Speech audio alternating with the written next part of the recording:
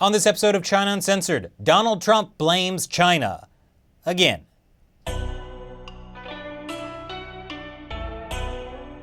Hi, welcome to China Uncensored. I'm your host, Chris Chappell. Presidential candidate Donald Trump is no stranger to controversy, whether it's making sexual innuendos about other politicians, or saying China is raping the United States. We can't continue to allow China to rape our country, and that's what they're doing. And who's to blame? The victim, of course. China's great, no problem. I'm not angry with China. I'm angry at our leaders because they're grossly incompetent and they shouldn't have ever been elected to do this job. Now, if you're like me, your reaction to this was probably the same as your reaction to really this entire election cycle. Jane, stop this crazy thing! Jane! Sorry, George, there's no stopping this crazy, out-of-control ride. So is Trump correct that China is raping the United States? Well, some are pointing out that perhaps Trump is being a tad insensitive in his use of descriptors. But the United States does have a huge trade deficit with China. In 2015, the US bought $480 billion worth of Chinese goods. That's about 1/5 of all US imports. But the US only sold about $115 billion of goods to China last year. And that marked the biggest annual trade deficit with China ever. According to a 2013 report by the American Economic Review, 1 million American factory jobs have been lost to China. So what could Donald Trump actually do about this if elected?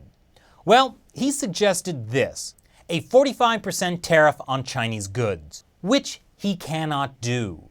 You can't impose tariffs on entire countries. What you can do under existing laws is to set out specific categories of imports you want to put a tariff on, like the US did to Chinese tires in 2009. The result? Tires just got imported from Indonesia, Mexico, and Thailand. And no, there were not suddenly more US jobs manufacturing tires. But it's not easy to place these tariffs because you'd have to prove specific violations of trade rules to the World Trade Organization. They're the ones that regulate global commerce.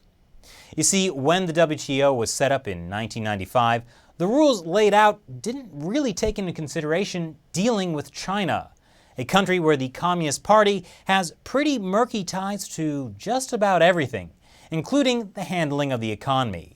It's not really communism, but the government is way more involved than in most countries. If a President Trump decided to say, screw it, and did impose a broad China tariff, well, that would kind of mean global trade laws no longer matter. And that goes against US policy going as far back as the end of World War II. It was thought that increasing international trade would prevent international conflict. And so the US has been lowering tariffs. According to the World Bank, the US imposes some of the lowest tariff rates in the world. And US manufacturing output right now is at an all-time high. So it's not that China is stealing US manufacturing jobs, it's that technology is stealing US jobs. Because a lot of the jobs that used to be done by humans have become automated, like bowling alley pin setters, or switchboard operators, or checkout clerks. And having a trade deficit is not in and of itself a bad thing.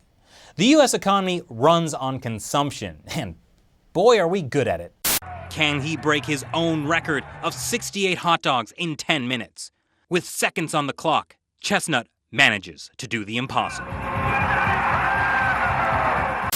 That also means China has a lot of US dollars floating around. And though that's not going into buying US goods, it is being used to buy US services. According to the Bureau of Economic Analysis, the US has a service surplus with China. Though in 2014, it was only $28 billion, so not nearly as much as the trade deficit. But here's the thing. Trump has a point. No, not that China is stealing our jobs directly. But according to one expert I interviewed, the US loses an estimated $5 trillion a year to China. Yes, trillion, due to intellectual property theft spearheaded by the Chinese military.